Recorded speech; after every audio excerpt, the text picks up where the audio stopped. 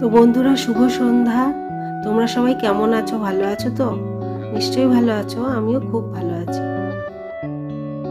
এই দেখো আমার ঘরের কি অবস্থা, চারিদিক ছড়ানো। এগুলো সব গোছাতে হবে, তারপর রান্নাঘরেও চারিদিক ছড়ানো, ডাইনিং টেবিলে অনেক জিনিসপত্র, সোফা গোছালো, সব গোছাতে হবে। তো নতুন বন্ধু ও পুরনো বন্ধুদের আমার চ্যানেলে স্বাগত, শুভেচ্ছা ও অনেক অনেক ভালোবাসা।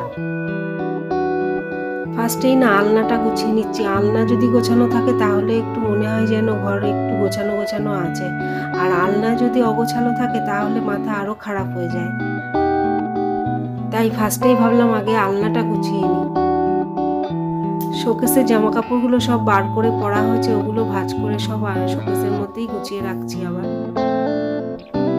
তো বন্ধুরা, ঘর যতই অগোছালো থাকুক না কেন, এই শুভ সন্ধ্যায় শান্ত মনে ঠাকুরের দুটো একটা কথা হয়ে যাক।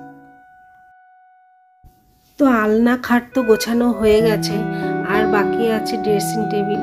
তো ড্রেসিং টেবিল গোছাতে গোছাতে দেখো মনে পড়ে গেল এই কয়েকটা জিনিসের কথা। এই দেখো, একটা সাবান, একটা ছোট্ট পেস্ট আর একটা তেল কিনে রেখেছি বেড়াতে যাওয়ার জন্য। সামনের সপ্তাহতেই বেড়াতে যাওয়ার কথা আছে, কিন্তু কোথায় যাচ্ছি সেটা বলছি না, সেটা তোমরা গেস করো, তারপর বলবো পরে। তো যাচ্ছি 4 দিনের জন্য। তো দেখো ঘর তো গোছানো হয়ে গেছে, চারিদিক গুছিয়ে রেখেছি। এবার বাকি আছে ডাইনিং আর রান্নাঘর। এই দেখো সোফার কি অবস্থা হয়ে আছে। তো বন্ধুরা, কাজ তো সারা জীবনই আছে, কাজ তো করতেই হবে। তো কাজ করতে করতে যদি কয়েকটা ঠাকুরের কথা আলোচনা করা যায় তাহলে তো খুবই ভালো হয়। তাই তোমাদের সামনে শ্রীকৃষ্ণের দুটো একটা বাণী তুলে ধরার চেষ্টা করি। শ্রীকৃষ্ণ বলেছেন, যুদ্ধ হোক বা জীবন, সাফল্য আসে মাত্র 3টি অস্ত্র থেকে: ধর্ম, ধৈর্য এবং সাহস। আমাদের সবসময় শান্ত মনে ধৈর্য ধরে কাজ করতে হবে, আর সাহসের সাথে কাজ করতে হবে।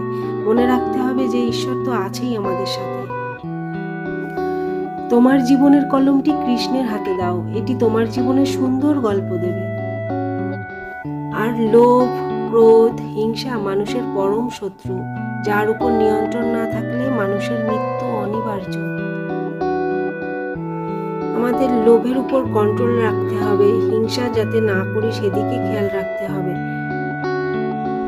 তো দেখো বন্ধুরা, ডাইনিং টেবিলটা গোছানো হয়ে গেল। ডাইনিং টেবিল তো পুরো অগোছালো ছিল, চারিদিক ছড়ানো ছিল।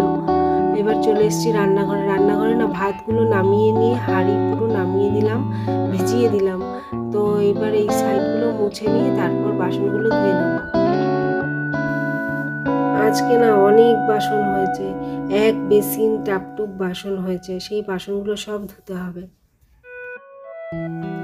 তো বন্ধুরা, তোমাদের কমেন্ট আমি রোজ দেখি, রোজ পড়ি।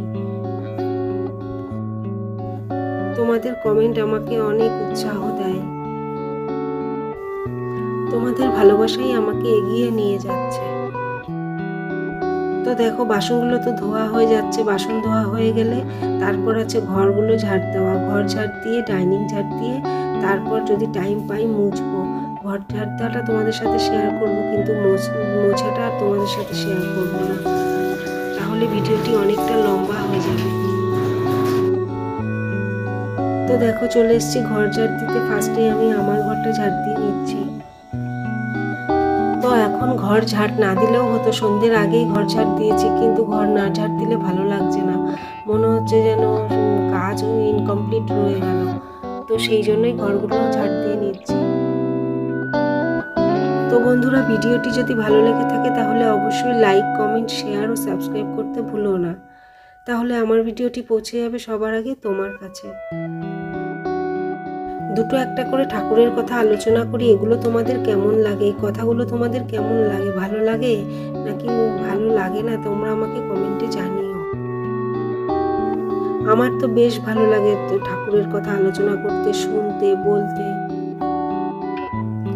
তাই রোজ দুটো একটা করে কথা তোমাদের সামনে তুলে ধরি। তো দেখো ঘরের কি অবস্থা ছিল, চারিদিক ছড়ানো ছিটানো ছিল, সেগুলো সব গুছিয়ে নিয়েছি, এবার ঝাড় দিয়ে নিচ্ছি। এবার যেন শান্তি।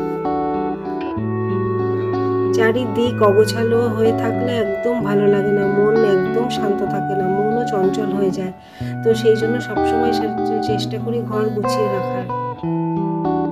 আর মন চঞ্চল থাকলে ধৈর্য হারিয়ে যায়, ধৈর্য থাকে না।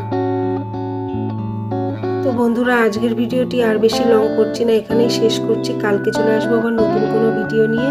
তো আজকের জন্য এ পর্যন্তই, টাটা।